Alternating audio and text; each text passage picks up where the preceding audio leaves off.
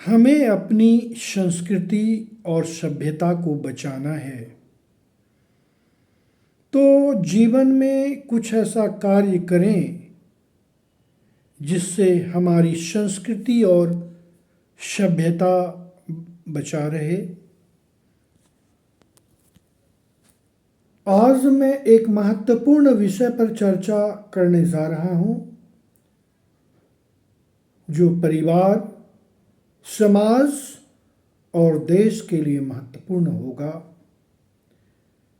जीवन में अनेक परेशानियों का सामना करना पड़ता है और इन परेशानियों को अगर हम परेशानी समझेंगे तो जीवन में हम कभी भी आगे नहीं बढ़ सकते हैं।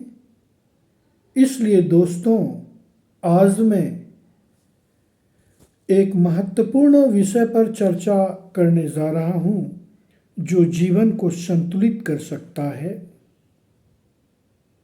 आज मैं श्रीमद् भगवत गीता के संदर्भ में कुछ महत्वपूर्ण बातें बतलाना चाहूँगा। आपने महाभारत तो अवश्य पढ़ा होगा। महाभारत में मुख्य रूप से दो सिरा है, एक पांडव और दूसरा कौरव। पांडव हमेशा सत्य की राह पर चलते थे, कौरव दुराचारी था और हमेशा यह सोचता था कि मैं ही राजा बनूं और कौरव को कुछ नहीं दूं। लेकिन ये विधि का विधान है कि जो सत्य पर चलता है, धर्म पर चलता है, उसकी जीत हमेशा होती है। परेशानी अवश्य होती है, लेकिन जीत हमेशा उसी की होती है। जब भगवान श्री कृष्ण कौरव के पास पहुँचे और वो दूत बनकर पहुँचे और उन्होंने कहा था कि पांडव को सिर्फ 5 गांव दिया जाए, तो उस पर कौरव की ओर से दुर्योधन ने कहा था कि 5 गांव क्या, मैं उन्हें सुई की नोक के बराबर भी जमीन नहीं दूंगा। तब ऐसा हुआ कि महाभारत का युद्ध जो कुरुक्षेत्र में शुरू हुई और जब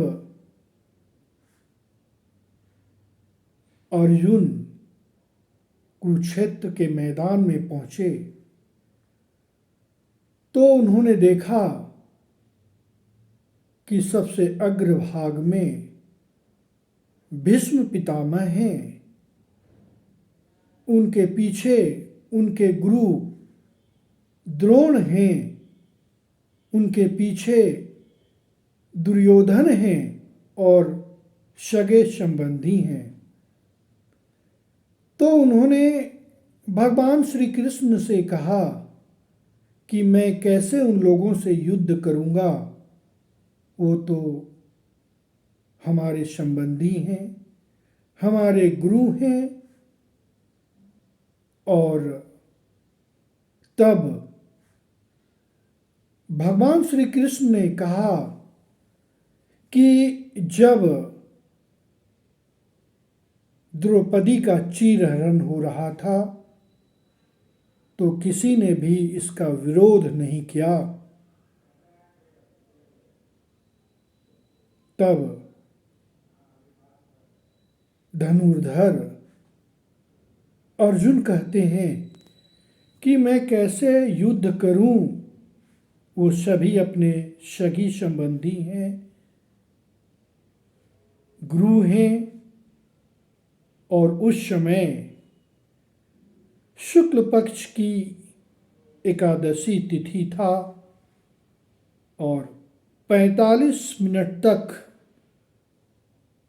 भगवान श्री कृष्ण ने अर्जुन को समझाया, उपदेश दिया कि तुम क्षत्रिय हो और धर्म की स्थापना के लिए तुम युद्ध करो,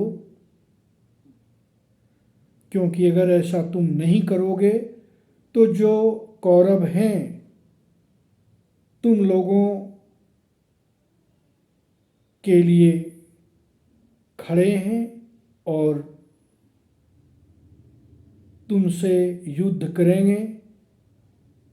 तुम एक बात याद रखो, तुम्हारी माता ने एक बार कहा था कि जब भी तुम युद्ध करो, कौरव को परास्त कर उसका वध करो और उस खून से अपने माथे पर तिलक लगाकर ही लौटना, विजय प्राप्त कर ही लौटना। फिर भी अर्जुन, तुम इस बात को नहीं समझ रहे हो। तुम अपने लिए युद्ध नहीं कर रहे हो, तुम धर्म की स्थापना के लिए युद्ध कर रहे हो। अगर तुम ऐसा नहीं करोगे तो तुम्हें हमेशा कायर की संज्ञा दी जाएगी।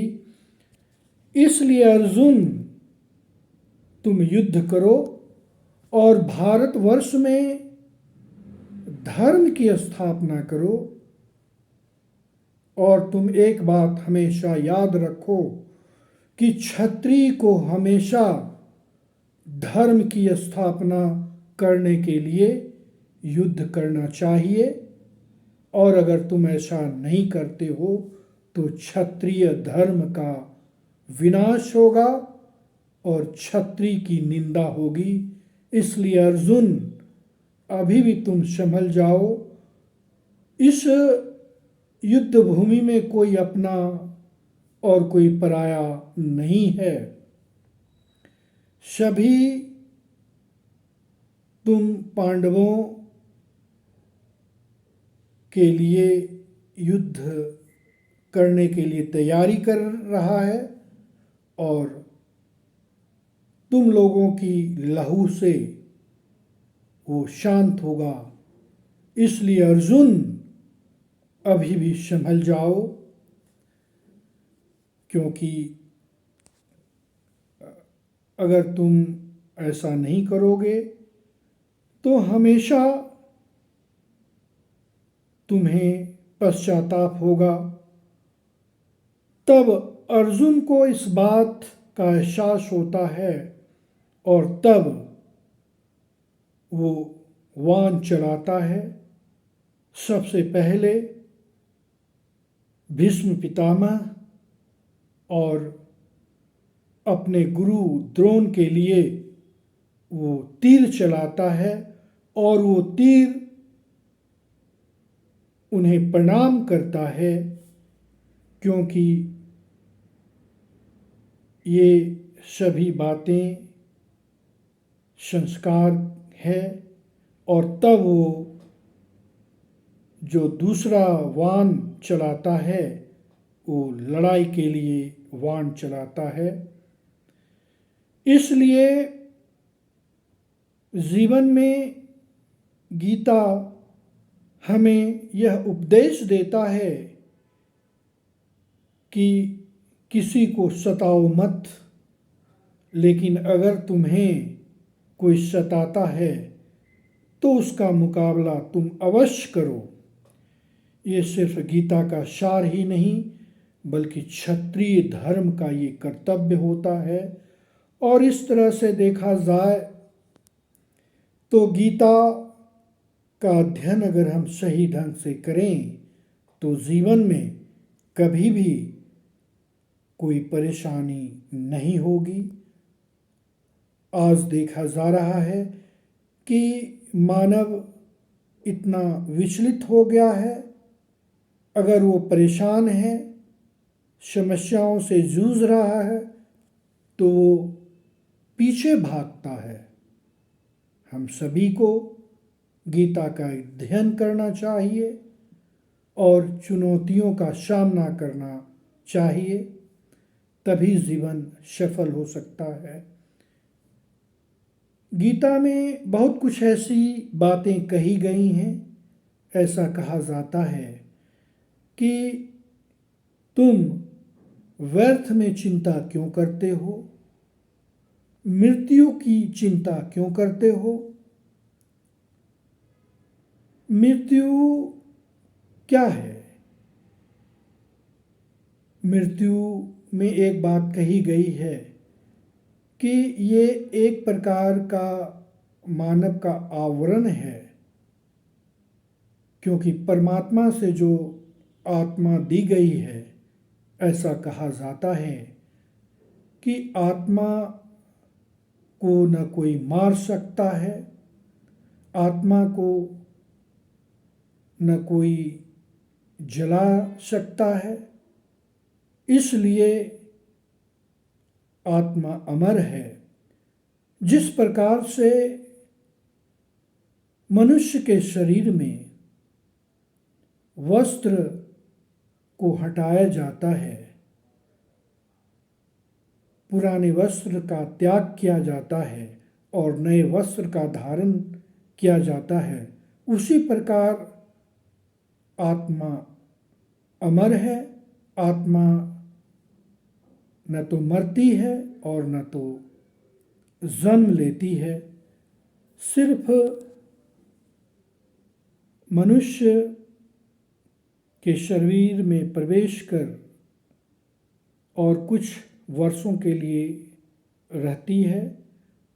इस तरह से कहा जा सकता है कि गीता हमें मोटिवेट करता है कि जीवन में हम किस तरह से व्यवहार करें। हमें प्रत्येक मनुष्य का आदर करना चाहिए, प्रत्येक मनुष्य को इस तरह से देखना चाहिए कि उसे मदद मिले। और इस तरह से अगर हम गीता का अध्ययन सही ढंग से करेंगे तो निश्चित रूप से हमें कभी भी कोई परेशानी नहीं होगी। गीता में यह कहा गया है कि तुम व्यर्थ चिंता मत करो, तुम भूत की चिंता मत करो, भविष्य में क्या होगा उसकी चिंता मत करो, अभी वर्तमान चल रहा है उसकी चिंता करो। एक बात और गीता में कहा गया है, जिसे तुम अपना समझते हो उससे ज़्यादा दुख होता है, लेकिन इस जीवन में कोई अपना नहीं है और कोई पराया नहीं है। इसलिए दोस्तों, आप हमेशा पॉजिटिव सोचें और आगे बढ़ें। यही जीवन का रहस्य है। मानव हमेशा यह सोचता है कि वो सबसे प्रिय हमारे लिए है, लेकिन क्या वो प्रिय है? नहीं है। एक दिन वो हमारे साथ है, दूसरे दिन वो हमारे साथ नहीं है। अगर आप गौर से सोचें तो ये पृथ्वी हजारों, लाखों, करोड़ों वर्ष से चल रहा है, लेकिन क्या आपको याद है कि आप किसके पूर्वज थे? याद नहीं है। जब भगवान श्री कृष्ण अर्जुन को समझाते हैं और वो कहते हैं कि सबसे पहले भगवान सूर्य को इसके बारे में जानकारी दी गई थी और इस बात को जीवन में उतारकर हम आगे बढ़ें।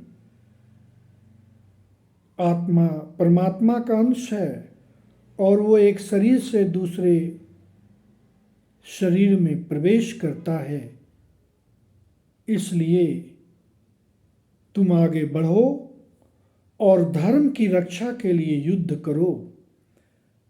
तब अर्जुन को एहसास होता है और वो युद्ध के लिए प्रेरित होता है और तब युद्ध होता है। और ऐसा कहा जाता है कि महाभारत का युद्ध इस पृथ्वी पर सबसे बड़ा युद्ध हुआ और जो पांडव सिर्फ 5 थे, कौरव 100 की संख्या में थे, हजारों की संख्या में थे, लेकिन कौरव अधर्म की राह पर चल रहे थे, असत्य की राह पर चल रहे थे। पांडव धर्म की राह पर चल रहे थे, सत्य की राह पर चल रहे थे और उन्हें विजयी की घोषणा हुई और वो विजय प्राप्त किए।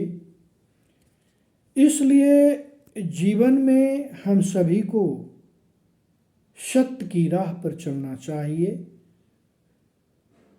धर्म की राह पर चलना चाहिए और एक दिन सत्य की विजय होती है। धर्म की राह पर चलने वाले व्यक्तियों की विजय होती है। और अगर हम गीता से कुछ सीख सकते हैं तो अवश्य सीखें, और अगर गीता का रहस्य अगर हम सीख जाते हैं तो जीवन में कभी भी कोई परेशानी नहीं होगी। 18 अध्याय में गीता है और 700 श्लोक हैं। मैं अंत में एक बात कहना चाहूँगा कि भारतीय समाज और संस्कृति में गीता का विशेष महत्व है, लेकिन आजकल देखा जा रहा है कि गीता का पाठ सनातन धर्म में धीरे धीरे लुप्त हो रहा है। मैं YouTube चैनल के माध्यम से संपूर्ण भारतवासियों को रिक्वेस्ट करना चाहूँगा कि गीता का अध्ययन करें, समय निकाल कर अध्ययन करें। 24 घंटा होता है, उसमें अगर हम आधा घंटा भी गीता का अध्ययन करेंगे तो ये जीवन हमेशा सुखमय व्यतीत होगा। लेकिन आजकल देखा जा रहा है कि व्यक्ति इतना व्यस्त है कि समय निकाल नहीं पा रहा है। समय निकालने की आवश्यकता है। गीता हमें संस्कार की ओर अग्रसरित करता है।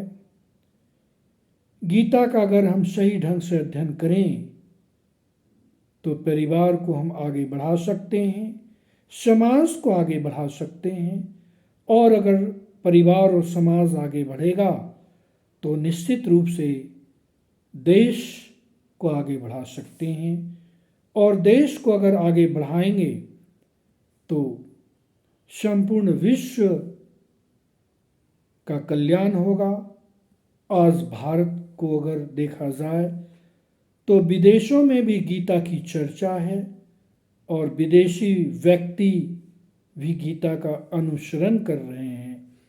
इसलिए दोस्तों, इस बात को हमेशा समझें और समझकर आगे बढ़ें, क्योंकि गीता ही संपूर्ण ब्रह्मांड का निर्माता है और गीता के माध्यम से हम बहुत कुछ सीख सकते हैं। आप देखते होंगे कि समय समय पर भारतवर्ष में गांव में गीता का पाठ होता है। लोग वहाँ पहुँचते हैं लेकिन अनुसरण नहीं करते हैं।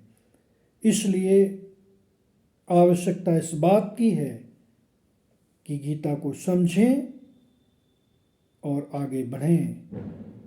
जीवन एक बहुत मुश्किल से मिला है, हजारों लाखों योनि के बाद मिला है।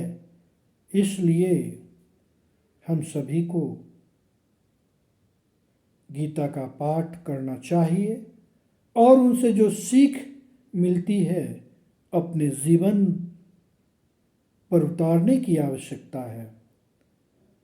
इसलिए दोस्तों, इस बात को समझें और जीवन में गीता को उतारें, तभी आप अपने जीवन को सुदृढ़ विकास की ओर ले जा सकते हैं। समय बहुत कम है, इसलिए मैं अंत में आप सभी देशवासियों को कहना चाहूँगा कि धर्म की रक्षा के लिए अगर लड़ाई करने की भी आवश्यकता है तो अवश्य लड़ें, क्योंकि एक दिन तो मनुष्य को इस संसार से जाना होगा। बेवजह किसी को सताए नहीं, लेकिन अगर कभी भी धर्म की रक्षा के लिए अगर लड़ना हो तो अवश्य लड़ें।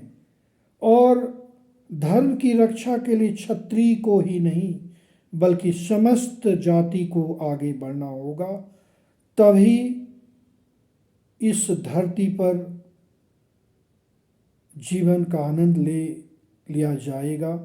देखा जा रहा है कि अक्सर छोटी छोटी बातों पर लड़ाइयाँ होती है। छोटी छोटी बातों को नज़रअंदाज करें, लेकिन अगर कुछ ऐसी बातें आ जाती है तो उसके लिए आप आगे आएं और क्षत्रिय की तरह आगे बढ़ें, और जहाँ भी रक्त बहाना हो अवश्य रक्त बहाएं, तभी जीवन आपको आपके लक्ष्य तक पहुँचाएगी। इसलिए दोस्तों, बेवजह किसी को परेशान मत करें, लेकिन आवश्यकता अगर पड़े तो रक्त बहाना हो तो क्षत्रिय की तरह आगे बढ़ें और रक्त बहाएं, तभी इस दुनिया में आप अपने आप को सरवाइव कर सकते हैं। नहीं तो जीवन इसी तरह चलेगा। अंत में मैं समस्त देशवासियों को कार्तिक पूर्णिमा के शुभ अवसर पर बहुत बहुत शुभकामनाएं देना चाहूँगा। धन्यवाद।